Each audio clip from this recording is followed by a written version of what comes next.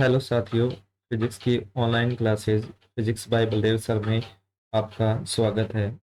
आज हम 11th class का फर्स्ट यूनिट का थर्ड वीडियो लेकर के आए हैं, जिसमें हम डायमेंशन यानी कि विमाओं के बारे में पढ़ेंगे। और इससे पहले अपनों ने सूत्र पढ़े थे, अब उन सूत्रों से विमाओं को निकालना सीखते हैं। सबसे पहले अपने कुछ विमाएं देखिए। विमाओं का मतलब क्या है कि जो भी अपने पास मूलभूत भौतिक राशियों के मात्रक है, उन पर अपने जो भी घातें लगाते हैं वो विमाएं होती है। जैसे अगर अपनी बात करते हैं लंबाई के लिए, लंबाई के लिए विमा क्या होगी? लंबाई क्या है?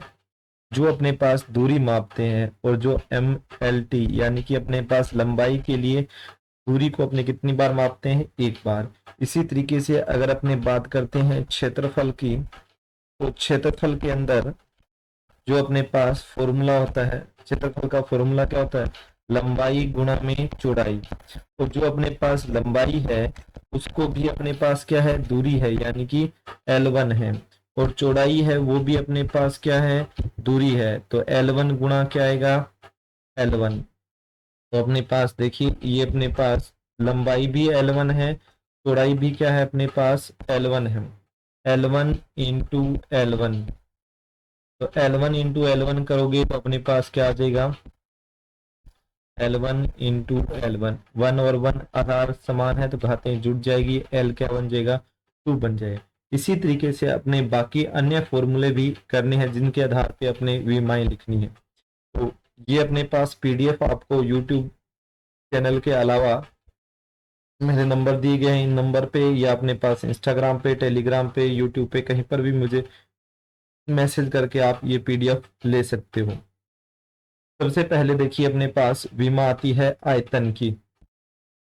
आयतन अभी अपने पास वैसे तो क्या होता है? आयतन का फॉर्मूला होता है लंबाई गुणा चौड़ाई गुणा ऊंचाई, यानी कि ये फॉर्मूला होता है LBH, लंबाई गुणा चौड़ाई गुणा ऊंचाई। यहाँ पे अपने पास लंबाई गुणा चौड़ाई को क्षेत्रफल लिख सकते हैं। क्षेत्रफल की विमा अभी अपने देखी थी L2, क्षेत्रफल की विमा L2 होती है। साथ में लंबाई की विमा कितनी आ जाएगी? L1। तो 2 और 1 करोगे तो अपने पास विमा कितनी बन जाएगी? L की पावर बन गई विमा 3, 2 + 1 विमा बन गई 3। नेक्स्ट अपने देखते हैं कि अपने पास आता है घनत्व।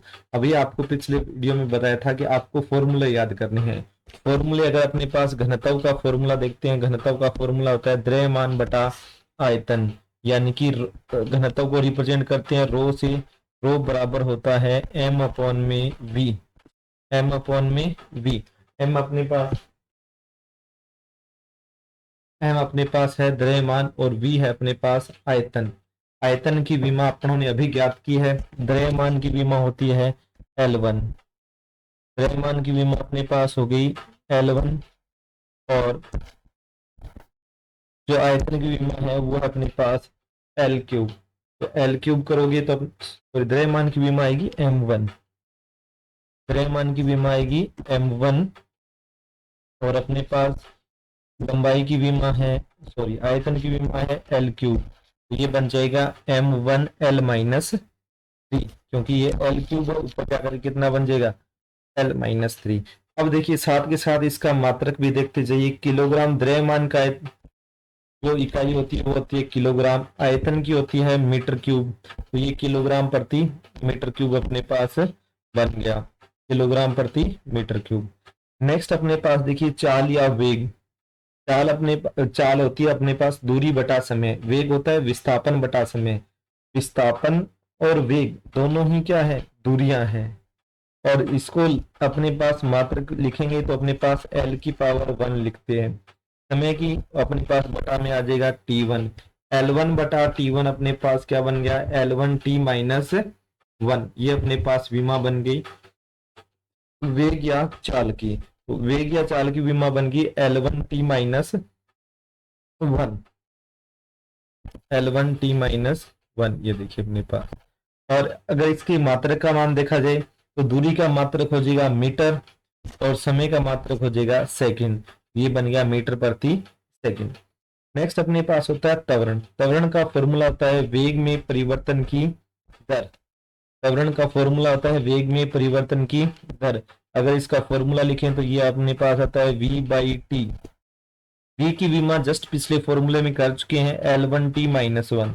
अगर L1t-1 को T1 से डिवाइड करेंगे, L1t-1 को अगर अपने पास T1 से डिवाइड करते हैं तो अपने पास बचेगा क्या है, L1t-2। इसको अपने पास देखिए इस तरीके से कर सकते हैं। अपने पास त्वरण का फॉर्मूला जो अपने पास करते हैं v बाई टी से, v बाई टी से। तो जो अपने पास v की विमा है L1t-1, अगर इसको T1 से डिवाइड करोगे तो ये क्या बन जाएगा, L1t-2। L1t-2 ये अपने पास किसका फॉर्मूला आ गया, त्वरण का। अब अपने पास जो त्वरण का फॉर्मूला आया है उसके अंदर विमा लिखोगे तो इसका मात्रक आ जाएगा। जो अपने पास वेग है, वेग का मीटर प्रति सेकंड होता है, ये स्मॉल m है, इसमें भी ये अपने पास स्मॉल m है, स्मॉल m मीटर प्रति सेकंड स्क्वायर। ये अपने पास हो गया त्वरण का मात्रक। उसके बाद आता है संवेग। संवेग अपने पास होता है जो भी अपने पास गति हो रही है उस गति को परिभाषित करने के लिए जो भी अपने पास राशि व्यक्त की जाती है, यानी कि गति के संपूर्ण प्रभाव को जिसके द्वारा प्रदर्शित किया जाता है वो होता है संवेग। संवेग का फॉर्मूला अपने को डायरेक्ट याद रखना है। संवेग बराबर होता है द्रव्यमान गुणा में वेग। देखो वेग तो अपने पास संवेग के नाम में ही वेग है तो वेग तो आई गई, और समवेग का मतलब द्रव्यमान गुणा में वेग अपने को याद रखना है। वेग की अपने पास विमा भी कुछ समय पहले ज्ञात की अपनों ने, कौन सी, L1t-1, क्योंकि वेग होता है दूरी बटा समय, तो संवेग हो जाएगा द्रव्यमान गुणा में वेग। तो सिर्फ वेग की विमा के साथ में अपने को क्या लगाना है, द्रव्यमान लगाना है। तो यहाँ पे देखिए ये अपने पास वेग की विमा है, ये अपने पास वेग की विमा है। इसमें अगर अपने द्रव्यमान और लगा देंगे तो ये किसकी विमा बन जाएगी, संवेग की विमा बन जाएगी। मीटर प्रति सेकंड के साथ में अगर द्रव्यमान लगाएंगे तो इसका मात्रक बन जाएगा किलोग्राम मीटर प्रति सेकंड। नेक्स्ट अपने पास आता है बल। बल का फॉर्मूला होता है F बराबर ma। बल का फॉर्मूला होता है F बराबर ma।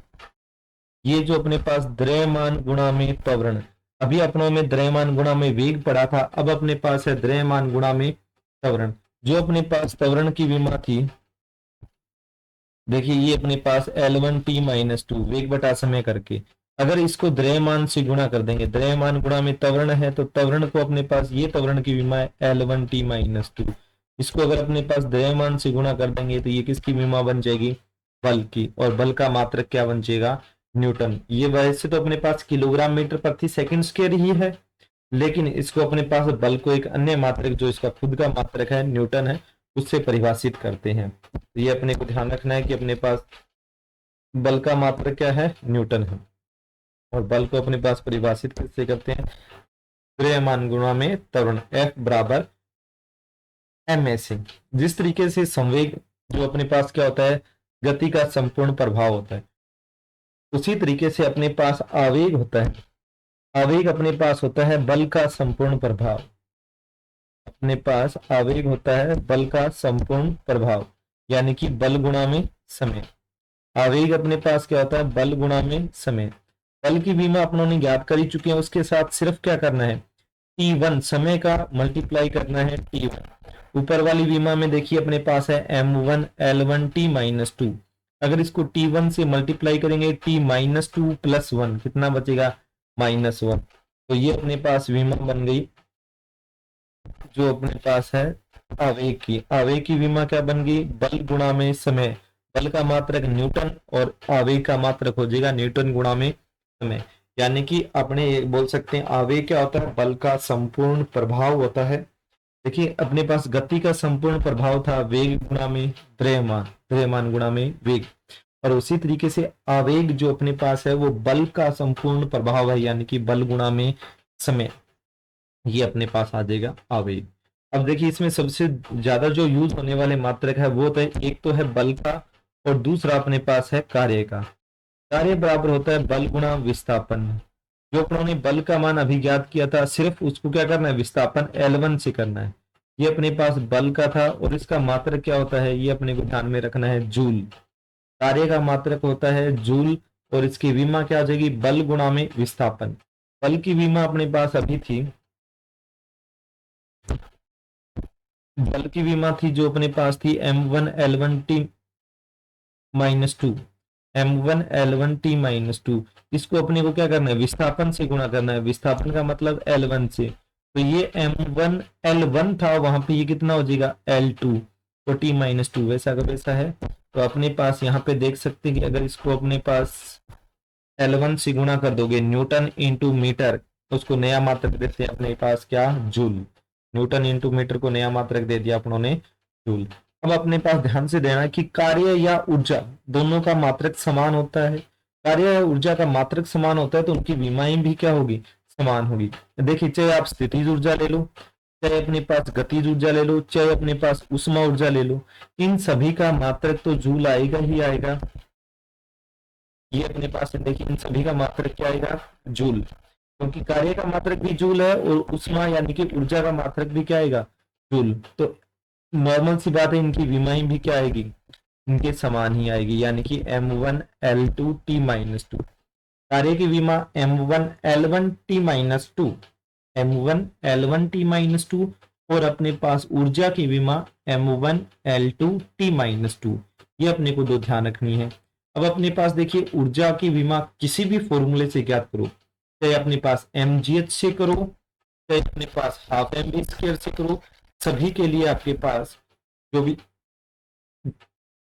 विमा बनती है वो विमा और मात्रक दोनों ही क्या बनेंगे, समान बनेंगे। तो ये अपने पास देखिए, अगर आपने इसको करना चाहते हैं ऊर्जा को, अगर अपने स्थितिज ऊर्जा से करना चाहते हैं तो देखिए, स्थितिज ऊर्जा का फॉर्मूला होता है mgh, mgh। m की विमा होगी m1, g है गुरुत्वीय त्वरण, त्वरण की विमा होती है L1T-2, और h की विमा होती है L1। तो यहां से देखिए m1 L1 और 1 कितना हो गया, L2 और T-2, ये सेम यही विमा बनती है। आप हाफ mv² करते हो तो हाफ की कोई विमा नहीं होती, m की विमा m1, और v² की विमा देखिए, v होता है L1T-1, इसका स्क्वायर करोगे तो ये बन जाएगा L2T-2, और यही विमा किसकी होती है, कार्य की होती है m1L2T-2, और यही विमा किसकी होती है, ऊर्जा की होती है।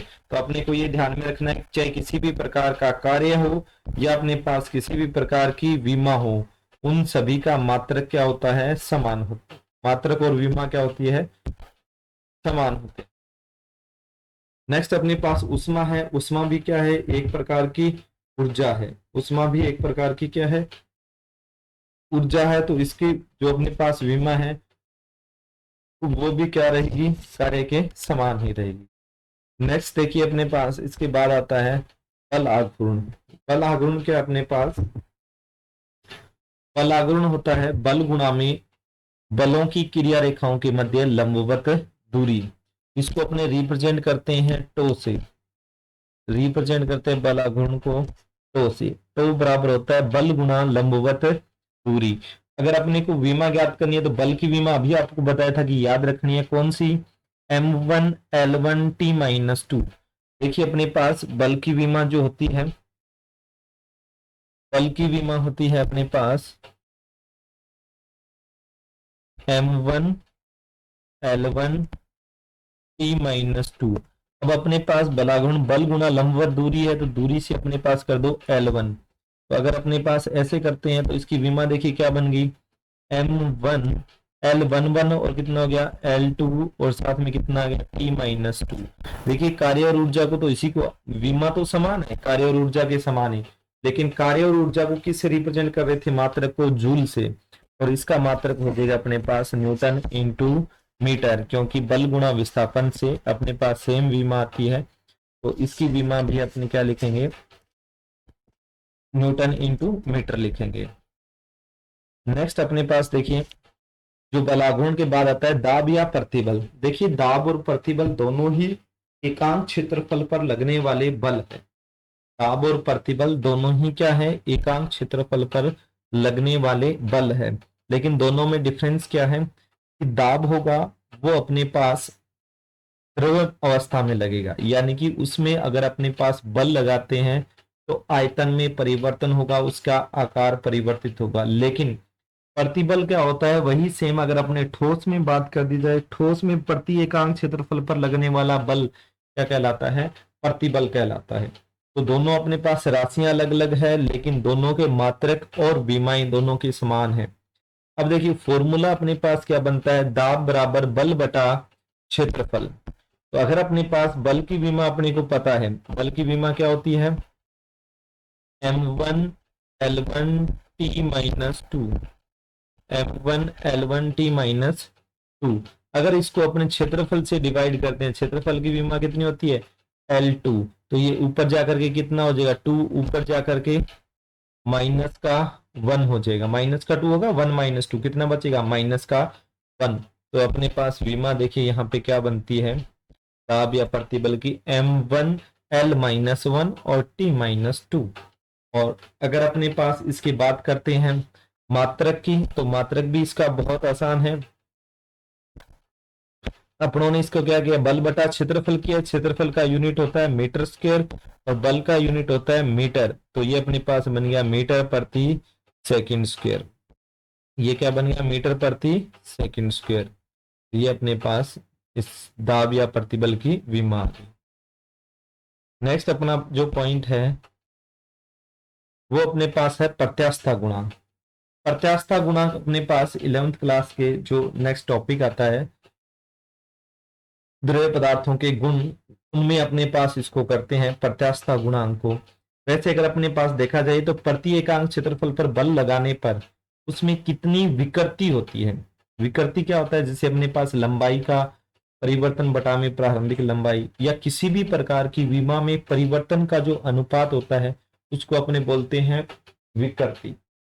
तो अगर अपने पास विकृति विकृति को अगर अपने परिभाषित करें तो किस तरीके से करते हैं, देखिए विकृति अपने पास होती है विमा में परिवर्तन, जो अपने पास विकृति को परिभाषित करते हैं, विकृति होती है विमा में परिवर्तन बटा में प्रारंभिक विमा। जैसे आप लंबाई में परिवर्तन निकालना चाहते हो, लंबाई में परिवर्तन बटा में प्रारंभिक लंबाई, और अगर आप आयतन में परिवर्तन निकालना चाहते हो तो आयतन में परिवर्तन बटा में प्रारंभिक आयतन, आयतन में परिवर्तन बटा में प्रारंभिक आयतन।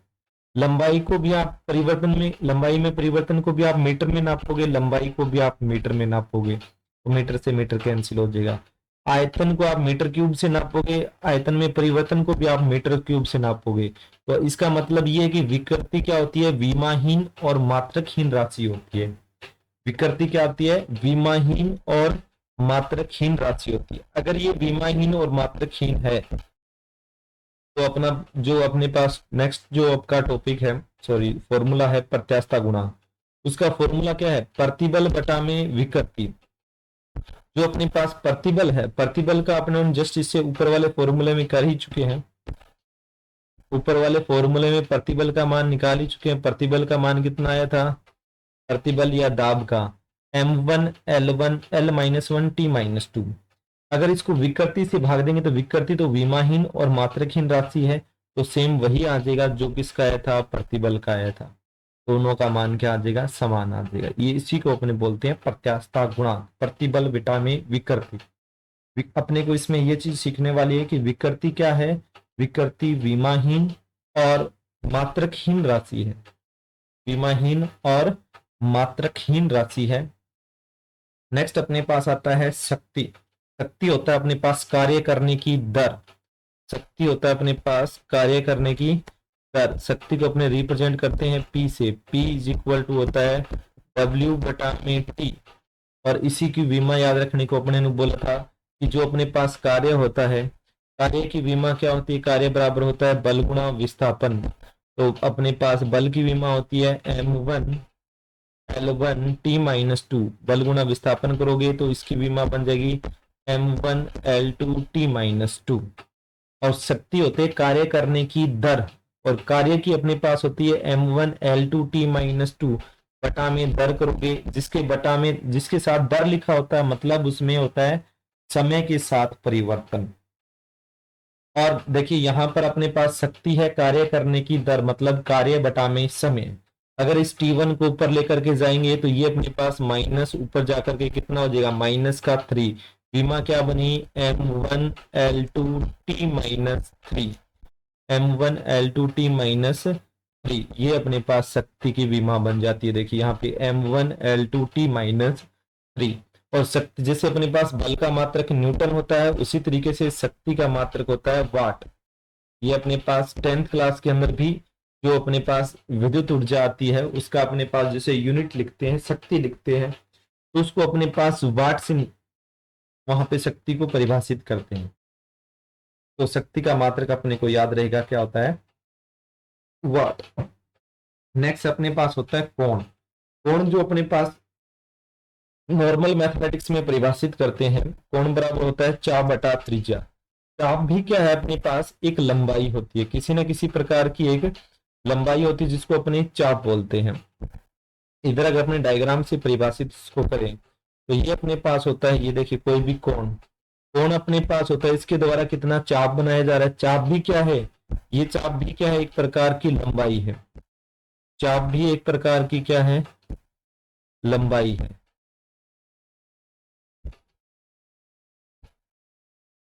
चाप भी एक प्रकार की लंबाई है।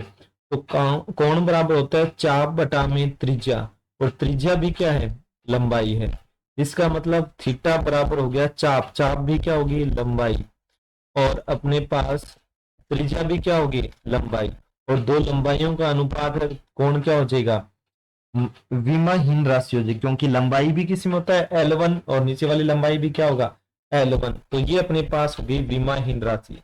लेकिन अपने को ये देखिए कि कोण को तो अपने माप तो सकते हैं, तो उसको मेजर करते हैं अपने किस में, रेडियन में। इसमें मेजर करते हैं कोण को मेजर करते हैं रेडियन में। लेकिन ये विमाहीन राशि है। कौन सी राशि है, विमाहीन राशि है, मात्रकहीन नहीं है। देखिए जैसे विकृति था वो अपने पास विमाहीन और मात्रकहीन राशि थी, लेकिन अपने पास जो कोण आ रहा है वो कोण अपने पास विमाहीन तो है, लेकिन वो अपने पास मात्रकहीन नहीं है। कोण अपने पास क्या होता है, चाप बटा त्रिज्या होता है। कोण बराबर होता है चाप बटा त्रिज्या। ये विमाहीन है देखिए, लेकिन ये अपने पास मात्रकहीन नहीं है, इसका मात्रक होता है रेडियन। विमा अपने पास कोई विमा नहीं है, m0 l0 t0, लेकिन इसके अपने पास क्या है, मात्रक है। मात्रक अपने पास होता है रेडियन। अब जैसे अपने पास रेखीय वेग को परिभाषित किया था, उसी तरीके से अपने परिभाषित करते हैं कोणीय वेग को। कोणीय वेग क्या होता है, जैसे वेग होता है विस्थापन बटा में समय, उसी तरीके से कोणीय वेग क्या होगा, कोणीय विस्थापन बटा में समय। कोणीय विस्थापन देखिए अपने पास रिप्रेजेंट करते हैं थीटा से, कोणीय विस्थापन को रिप्रेजेंट करते हैं अपने किससे, थीटा से। और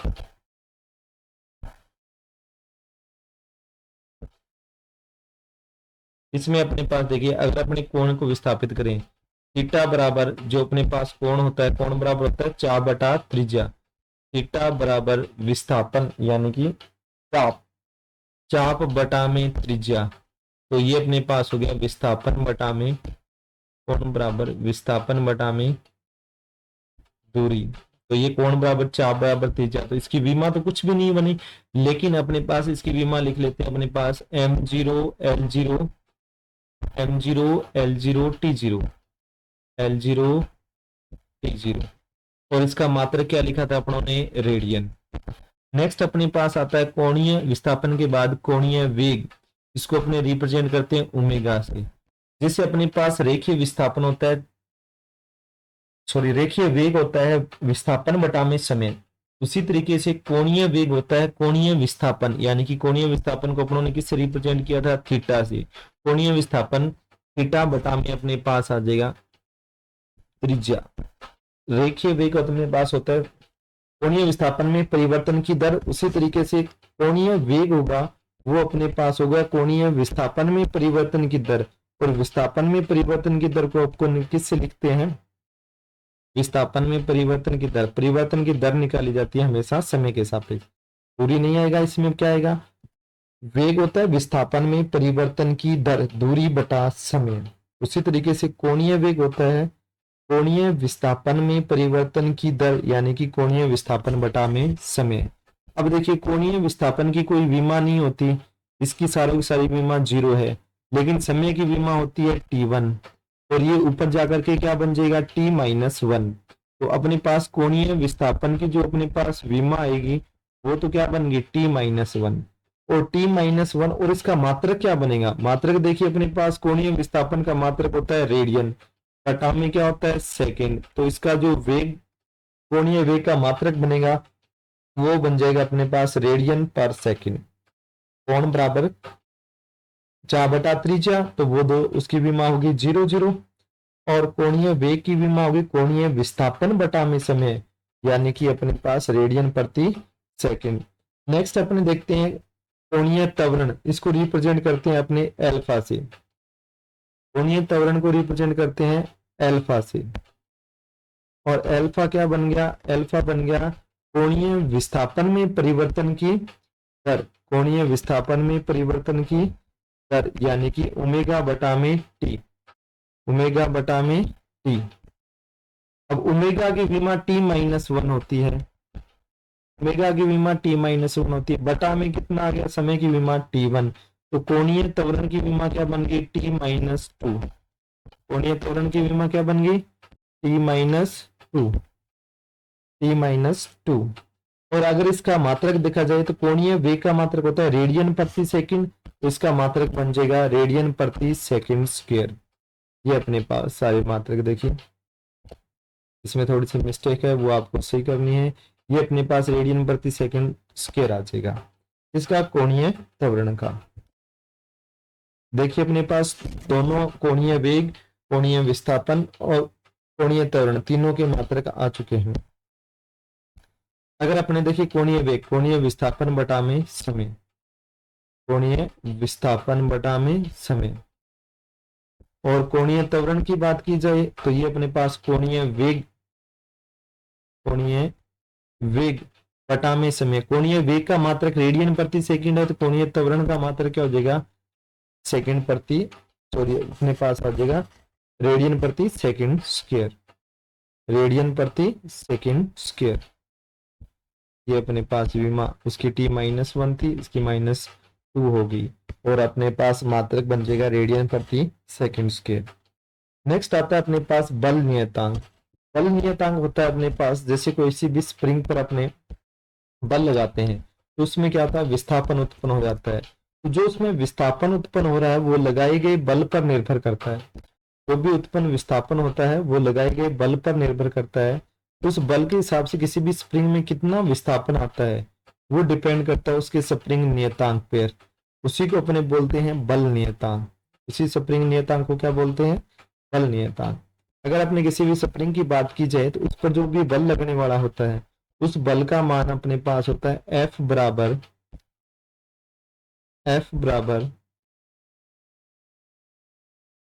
-kx, F बराबर आता है F बराबर -k, F बराबर -kx -k। यहां से अपने को स्प्रिंग नियतांक k का मान ज्ञात करना है तो वो क्या बन जाएगा F बटा में x यानी कि बल बटा में विस्थापन। बल की विमा अपने पास होती है m1 L1 T-2 और अगर इसको L1 से भाग और दे देंगे तो L1 विमा है वो क्या हो जाएगी कैंसिल आउट हो जाएगी, सिर्फ क्या बचेगा M1 L0, ये L1 से L1 कैंसिल और साथ में क्या बचेगा T-2, तो जो अपने पास विमा बनेगी वो क्या बन जाएगी बल नियतांक की M1 L का तो कितना हो गया 0 और साथ में T कितना हो गया, T तो अपने पास सेम का सेम है, जो बल में था वही रहेगा, जो अपने पास बल में था वही किस में रहेगा बल नियतांक में रहेगा, बल बटा में दूरी। और सेम अपने पास होता है पृष्ठ तनाव, पृष्ठ तनाव की परिभाषा अलग होती है लेकिन अपने पास विमा क्या है इसकी सेम ही है। परिभाषा क्या होती है ध्यान से देखिए, प्रति एकांक लंबाई यानी कि जो अपने पास कोई भी द्रव होता है, द्रव की सतह पर जो भी अपने काल्पनिक रेखा खींची जाए उसकी एकांक लंबाई पर कितना बल लग रहा है, उसी को अपने कहते हैं पृष्ठ तनाव, यानी कि बल बटा में लंबाई। बल बटा में लंबाई करो या बल बटा में दूरी करो, तो जो बल नियतांक का मात्रक है और विमा है वही अपने पास किसकी आएगी, पृष्ठ तनाव की आएगी। दोनों की परिभाषा अलग अलग है, लेकिन इनके मात्रक और विमाएं बिल्कुल सेम होते हैं। एक से अधिक राशियों की विमाएं समान हो सकती है जो अपने पास होती है, और विमाएं भी समान हो सकती है, मात्रक भी समान हो सकता है, इसमें कोई प्रॉब्लम नहीं। नेक्स्ट आता है पृष्ठीय ऊर्जा। पृष्ठीय ऊर्जा की परिभाषा कहती है प्रति एकांक क्षेत्रफल पर उपस्थित ऊर्जा की मात्रा को बोलते हैं पृष्ठीय ऊर्जा। अगर आपने देखिए परिभाषा बिल्कुल आसानी से सुनते हैं समझते हैं, तो उसी के अंदर अपने पास विमा की फॉर्मूला भी बन जाता है। अपनों ने ये बोला प्रति एकांक क्षेत्रफल पर उपस्थित ऊर्जा की मात्रा, यानी कि अगर अपने को प्रति एकांक क्षेत्रफल करना है तो क्षेत्रफल से भाग दे देंगे और अपने पास पृष्ठीय ऊर्जा का मान आ जाएगा ऊर्जा बटा में क्षेत्रफल। पृष्ठीय ऊर्जा का मात्रा क्या था, ऊर्जा बटा में क्षेत्रफल। ऊर्जा बटा में अपने इसको कर लेते हैं क्षेत्रफल। ऊर्जा की विमा या कार्य की विमा वो अपने पहले पढ़ चुके हैं, बिल्कुल सेम वही होगी। क्या होगी, m1l2t-2। कार्य या ऊर्जा की विमा समान होती है m1l2t-2, उसको क्षेत्रफल से भाग देंगे। देखिए अगर अपने पास कार्य या ऊर्जा की विमा क्या होती है, m1l2t-2, इसको अगर अपने क्षेत्रफल से भाग देते हैं तो कितना आएगा, L2। सेम वही L2 से L2 कैंसिल, m1l0t-2। सेम वही विमा अपने पास बन जाती है पृष्ठीय ऊर्जा की। और अगर अपने पास देखिए पृष्ठ तनाव, पृष्ठीय ऊर्जा और बल नियतांक, तीनों की विमाएं समान है लेकिन तीनों की परिभाषाएं बिल्कुल अलग अलग है। तो अपने पास इनको देखिए, पृष्ठीय ऊर्जा ऊर्जा बटा क्षेत्रफल आएगा, पृष्ठीय ऊर्जा ऊर्जा बटा क्षेत्रफल आएगा, विमा सेम वही बनेगी। अगर इसको अपने बल को किससे भाग दे क्षेत्रफल से, तो एल की वैल्यू 0 हो जानी है, बाकी सेम का सेम वही रहेगा। और अपने पास मात्रक बन जाएगा इसका न्यूटन प्रति मीटर स्क्वायर, क्योंकि ये ऊर्जा से ज्ञात किया इसलिए इसका मात्रक ऊर्जा की फॉर्म में आएगा। पृष्ठ तनाव बल से ज्ञात किया था इसलिए उसका मात्रक बल के रूप में आएगा, यानी कि न्यूटन प्रति मीटर आया था पृष्ठ तनाव का। और पृष्ठीय ऊर्जा का मात्रक किससे आएगा, ऊर्जा से आएगा, यानी कि जूल से।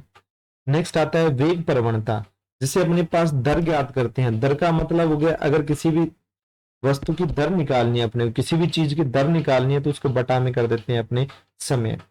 उसी तरीके से अगर अपने को प्रवणता निकालनी है तो उसके बटा में जो परिवर्तन की दर है वो पहले समय के सापेक्ष होती है। यहाँ पे प्रवणता का मतलब होता है दूरी के साथ परिवर्तन, यानी कि वेग प्रवणता है तो वेग में परिवर्तन किसके सापेक्ष है, दूरी के सापेक्ष।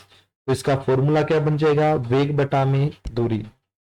फॉर्मूला क्या बन गया इसका, वेग बटा में दूरी। वेग की विमा अपने पास होती है L1t-1, और अगर इसको दूरी से भाग दे देंगे तो वो क्या बन जाएगा, L0t-1। तो इसकी विमा बन गई m0l0t-2, m0 सॉरी L0t-1। ये अपने पास वेग। प्रवणता आपने को ये ध्यान रखना है, प्रवणता का मतलब क्या होता है, प्रवणता का मतलब होता है दूरी के सापेक्ष परिवर्तन। दूरी के सापेक्ष परिवर्तन अपने पास क्या होता है, प्रवणता। अगर वेग प्रवणता पूछिए तो वेग बटा में दूरी। वेग की विमा अपने पास पता है क्या होती है, L1t-1। उसको अगर L1 से भाग दोगे तो क्या बन जाएगा, L1 से L1 कैंसिल हो जाएगा, सिर्फ बचेगा t-1। वो अपने पास वेग प्रवणता की विमा आ गई। इसी तरीके से एक फॉर्मूला होता है अपने पास आवर्ती।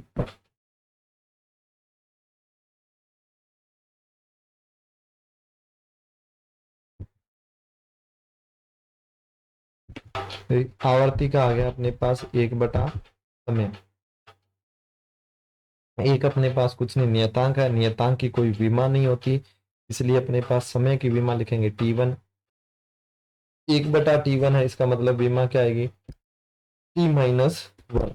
इसकी विमा अपने आप पास आ गई t-1।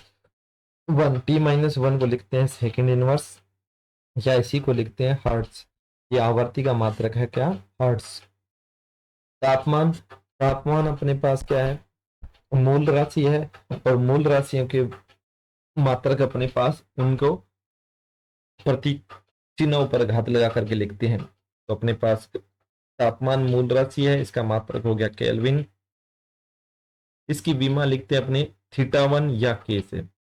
ये मिस्टेक है, यहाँ पे थीटा -1 नहीं है, ये अपने पास +1 ही है, ये अपने पास +1 ही है। नेक्स्ट अपने पास आता है प्लांक नियतांक।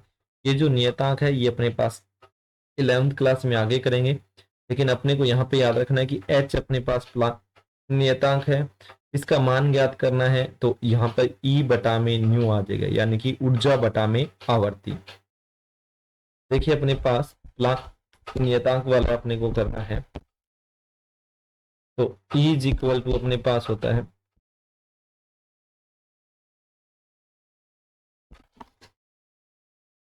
E इज इक्वल टू होता है h न्यू। न्यू अपने पास होता है आवर्ती, तो h का मान आ गया E बटा में न्यू, और 1 बटा, जैसे अपने पास न्यू होती है 1 बटा आवर्तकाल, तो अपने पास जो न्यू है इसकी जगह लिख सकते हैं 1 बटा में आवर्तकाल। आवर्तकाल चला गया ऊपर, ये क्या बन गया E इंटू टी, यानी कि ऊर्जा गुणा में समय। तो ये अपने पास देखिए प्लांक नियतांक का फॉर्मूला बनता है ऊर्जा गुणा में समय, तो इसको अपने लिख सकते हैं ऊर्जा गुणा में समय। ये देखिए ऊर्जा गुणा में समय। अब ऊर्जा की विमा अपने को पता है L2T-2 होती है, T-2 को T1 से गुणा करेंगे तो क्या बचेगा T-1, और इसका मात्रक देखिए ऊर्जा गुणा समय है इसका फॉर्मूला, तो ऊर्जा का मात्रक जूल और समय का मात्रक सेकंड। नेक्स्ट अपने पास आता है गुरुत्वीय नियतांक, इसको अपने गुरुत्वाकर्षण बल के अंदर आगे पढ़ेंगे। जो भी अपने पास वस्तु पर गुरुत्वीय बल लगता है, गुरुत्वीय बल का मान होता है F is equal to G m1m2 upon में r²। F is equal to G m1m2 upon में r², यानी कि दो द्रव्यमानों के मध्य लगने वाला गुरुत्वीय बल उन दोनों के गुणनफल के समानुपाती होता है, उनके मध्य दूरी के वर्ग के व्युत्क्रमानुपाती होता है। यहाँ से अपने को मान निकालना है G का, तो अपने पास G का मान निकालना, तो ये बन जाएगा F r² बटा में m1m2, यानी कि बल गुणा में दूरी का स्क्वायर बटा में द्रव्यमान m1 इंटू m2। F की विमा अपने पास होती है, F की विमा को लिखते हैं अपने m1l1t-2, और r² की विमा को अपने लिखेंगे L2 से बटा में द्रव्यमान की विमा m, और बन गई m1, कितना बन गया m2। अब इनको आगे सोल्व करते हैं, देखिए m2 ऊपर जाकर के -2 होगा, यहाँ पे +1 है तो कितना रह गया -1, और L1 ये है और 2 यहाँ पे साथ में है, तो ये कितना बन गया L3। तो m-1 L3T-2, ये अपने पास किसकी विमा बन गई गुरुत्वीय नियतांक की, m-1 L3T-2। यहाँ से F r² अपॉन में m1 m2 है, तो इसका विमा मात्रक बन जाएगा न्यूटन मीटर स्क्वायर प्रति किलोग्राम स्क्वायर। नेक्स्ट अपने पास आता है श्यानता गुणांक। श्यानता गुणांक अपने पास विस्कस फोर्स यानी कि विस्कोसिटी यानी कि श्यानता वाले चैप्टर में आएगा, लेकिन अपने इसको यहाँ पर अगर पढ़ना है तो स्टोक्स ने एक नियम दिया था, उसको याद रखना पड़ेगा। स्टोक्स ने दिया था कोई भी अपने पास श्यान बल में वस्तु गति करती है, उस पर श्यान बल का मान होता है F is equal to 6 pi नीटा RV, 6 पाई नीटा RV। अब देखिए इसमें जो 6 पाई है वो था नियतांक, इसकी कोई विमा नहीं होती। नीटा श्यानता गुणांक है, इसकी विमा अपने को ज्ञात करनी है। R अपने पास होती है त्रिज्या यानी कि दूरी, और V वेग। तो R की विमा अपने पास है, वेग की विमा अपने पास है, बल की विमा अपने पास है। तो जो अपने पास नीटा का फॉर्मूला है वो क्या बन गया F बटा में 6 पाई का तो अपने पास कांस्टेंट है, और क्या बचेगा R।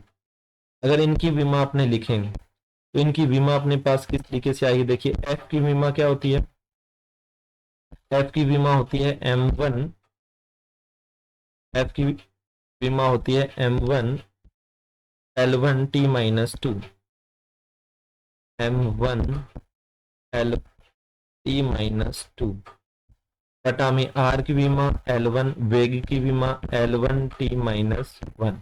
अगर इसको अपने सॉल्व करते हैं तो L1 से L1 कैंसिल, L1 ऊपर जाएगा -1 हो जाएगा, ये ऊपर जाएगा कितना हो जाएगा -1 हो जाएगा, टी -1 है ऊपर जाकर के +1 हो जाएगा, तो यहाँ पे भी कितना बचेगा -1।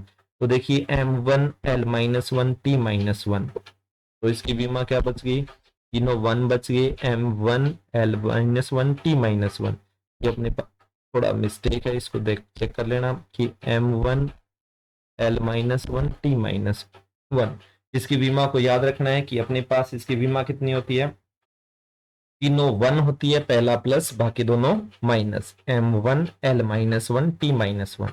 देखिए अपने इसका मात्रक जो आएगा इस फॉर्मूले से F बटा में 6 पाई आर वी, तो F का मात्रक हो गया न्यूटन, R का होगा मीटर और V का मीटर प्रति सेकंड, सेकंड ऊपर चला गया तो न्यूटन इंटू सेकंड बटा में मीटर स्क्वायर।